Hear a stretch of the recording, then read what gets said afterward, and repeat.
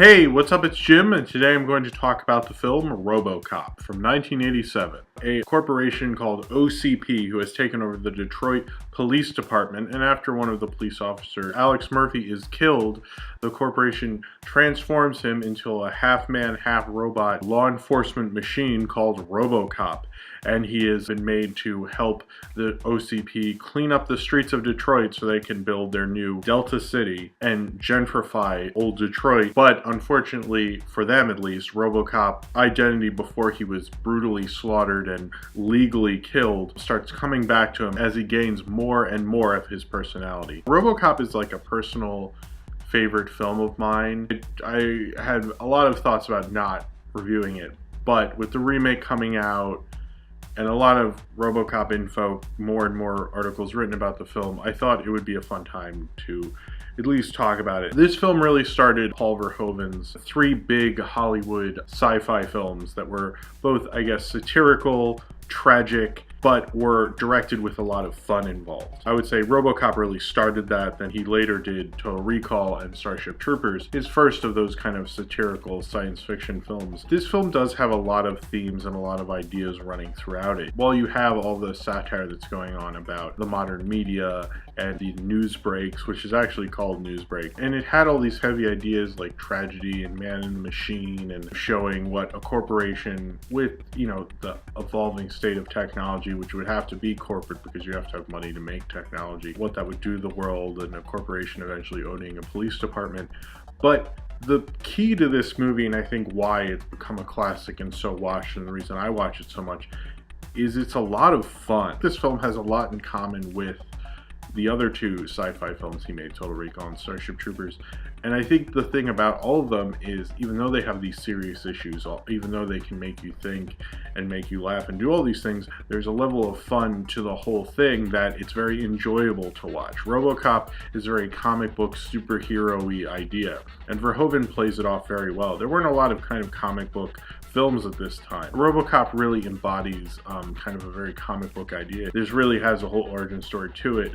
Feels like a comic book movie, but in the way most really good comic book creations do, it represents a lot more than just having a cool hero fight and come in and save the day. Because Verhoeven's sci-fi films have all these ideas to them, they can live on. When I was a kid, Robocop came out. Robocop, to me, was just another superhero. He's another action figure I had. I watched the cartoon show. I couldn't watch this movie when I was a kid. There's more than the average action movie cliches to be interested in. And that a lot of the violence is played off for laughs, even more so in the extended edition, which is the version I prefer personally. I love watching the extended edition. I think it's the best version because I love when Ed 209 shoots the executive at the beginning, and like, seriously, if you think it's bad enough in the regular version, in the extended edition, it just like all these bullets like keep shooting through him like crazy, and there's blood splattering everywhere, and I love it.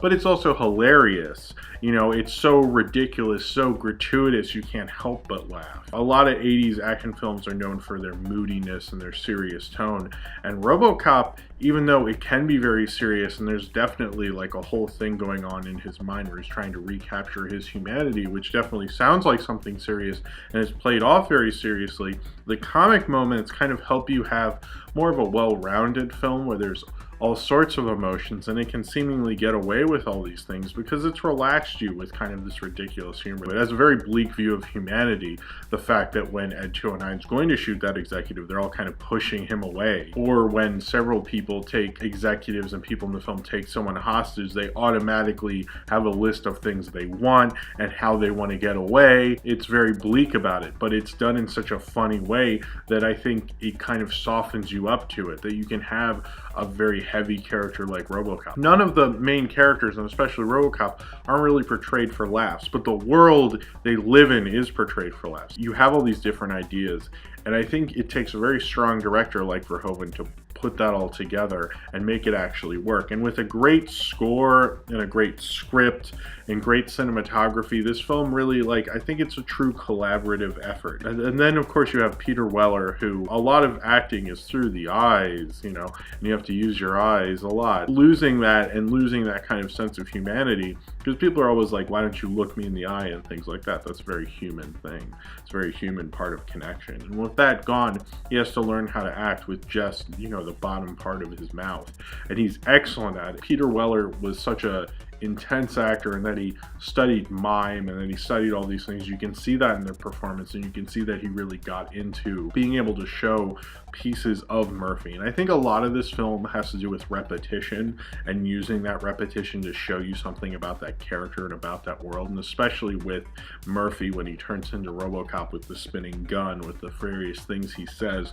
It's a trick that they use in Back to the Future quite a bit throughout that whole trilogy. It's a smart way to tell a story. A lot of what has to do with a great character is almost like they're your friend. Oh, I remember when he did that. He does do that. That sense that you know that character and you can relate to them. You understand their struggle, understanding that he twirls his gun because he wanted to impress his son, and that somehow stayed in his brain even after he was shot up by all those guys. The idea of someone coming through a corporation's own technology, like the character of Murphy does and how Peter Weller does it, almost makes this film so that I think you could never officially make a sequel the way any company would have wanted to make a sequel, because they change him so much. The sequels never really work for me because they don't acknowledge how much he knows and how he's growing, and it would have been interesting to see him as his intellect grows and grows. I think a film like Her showed that more, where a computer's intellect is growing and growing as it's gaining more and more of its humanity.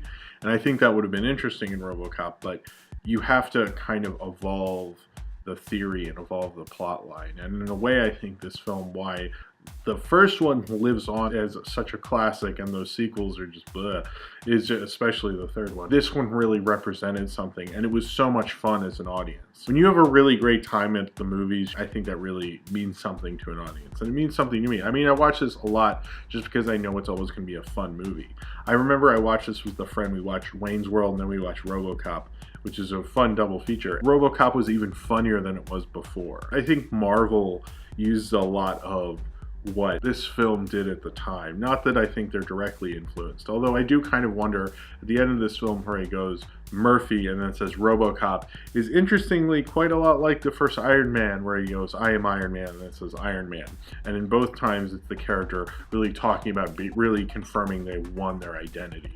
But you know, I don't know, it might just be a coincidence. I've read a lot about how there are 3 villains in this film, and to me there are 2 villains and one guy who I'm never exactly sure how I feel about. And the 2 villains for me are Dick Jones, played by Ronnie Cox, excellently played by Ronnie Cox, and kind of a very Reagan-era villain corporate executive. And then you have Kurtwood Smith as Clarence Boddicker, who is just amazing. I mean, that's like, to me, Kurtwood Smith's best role. I love when he's like, bitches leave, and like he's like, guns, guns, guns. I don't know why Kurtwood Smith hasn't played a million villains. He's just so perfect. I like That 70s Show, but to me, Kurtwood Smith as Clarence Boddicker, it's just like one of my favorite villains of all time, I think. Then you have Miguel Ferrer, who is Bob Morton. And I think the problem with Bob Morton, and I listened to the commentary, and Verhoeven and the writer were talking about this, is sure, he is a villain, and he's not the greatest guy. He's not the protagonist. Certainly that's Murphy. He is kind of like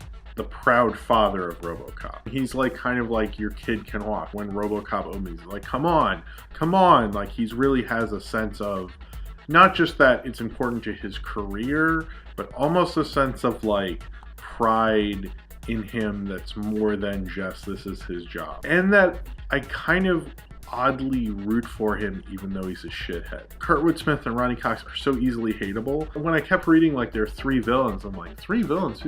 It's like I never thought of him that way, but he's like a shitty person. He's a bad person, but it's just that since he was fighting Dick Jones, I don't want to say he's just a villain. I think he's a little more of an interesting character than that, and so much an essential part of the character because he's really the person who brought on Robocop. And he obviously asked for like Alex Murphy's arm to leave, and he was really essential in making that happen and doing what happened to Alex Murphy. But you can't really protect Robocop, but he almost feels like he has a protective sense to it, that he like is proud of him, that he has this sense of like kind of a father with a child in a little bit of a way. The filmmakers apparently don't look at him as a villain, and I kind of don't entirely, but but he's not a good guy. And I love Nancy Allen, who I think is great. Originally, they weren't going to have Nancy Allen. They were going to have Stephanie Ziebelis. Interestingly, had to leave because she was already contracted to do Remington Steele, and they had canceled the show. And then so she had to go back. Interestingly enough, she was on that show with Pierce Brosnan, who had gotten James Bond. At that, and you're like, this is too early for GoldenEye. That is right, because he was supposed to do The Living Daylights, and then it got announced, and NBC was like, wait, you're a big star. Remington Steele's doing well now. Let's uncancel Remington Steele. And they had contracts where they could bring them back. So they ruined Pierce Brosnan's first chance at Bond, and they took away Stephanie Ziebelis' role in Robocop. Pierce Brosnan worked out. Stephanie Ziebelis, I don't think it did. But I think it's much better for this film that she wasn't cast. It's interesting that that happened to two films, and two late 80s films. I like The Living Daylights. I like Robocop a lot more, but there's two action films that I quite like. I like Nancy Allen a lot as Officer Lewis, although I forget her name's Ann Lewis. You know, I hadn't seen it when I was a kid, and I saw it when Hulu was kind of new or something like that. And I was just so blown away by it, how comic booky it was, how funny it was, you know, the satire, its pessimistic worldview, but how it's mainly trying to keep you entertained, and it's such an audience-friendly movie while still having these big ideas. And I think I like that about it, while having this kind of Star Wars-y, epic, almost Lawrence of Arabia type score. Having all these ideas behind it, I think it's one of the best examples of postmodern filmmaking, where you combine all these different ideas to make something wholly original. When you look at Robocop, it was something different. There are all these 80s action films, very few have survived the way Robocop has, and survived in the public consciousness, and that I can say, I'd buy that for $1, and most of you know what I'm talking about. This film was so different. It intellectually stimulated you while also making you laugh at very guttural, very human ideas. And, you know, barbaric, violent bloodletting is a very human idea. Seeing someone get shot up and then laughing at it is, you know, it's very cartoony, it's very silly, it's very comic booky, but it works so well with it that I never doubt it. It never falls apart because it has a real core to it with Murphy. And this was one of those films, when I saw it, I was like, I have to see as much Verhoeven as I possibly can.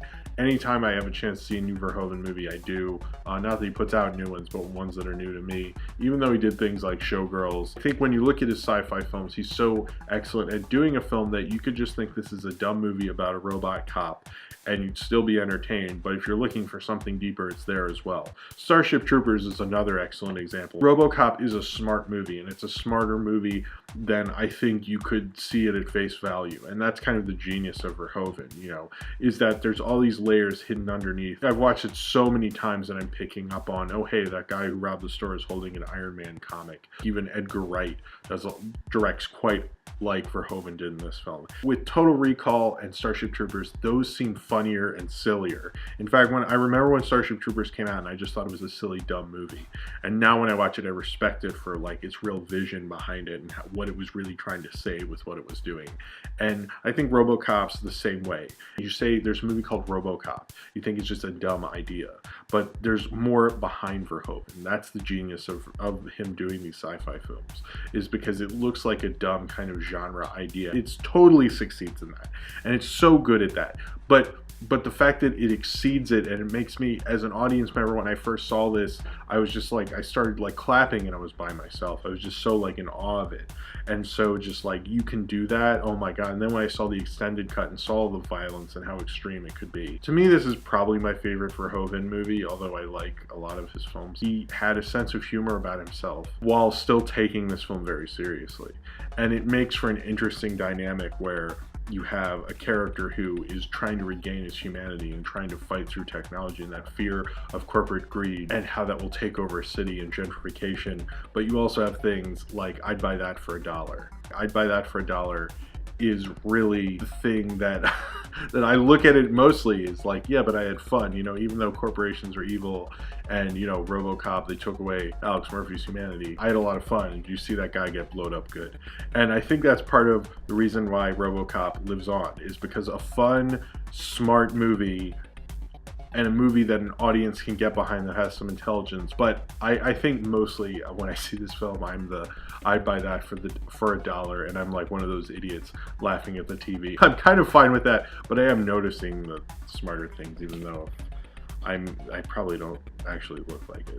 So if you have seen Robocop and you would like to talk about it, then comment below in the comments and subscribe if you would like to. Very watchable.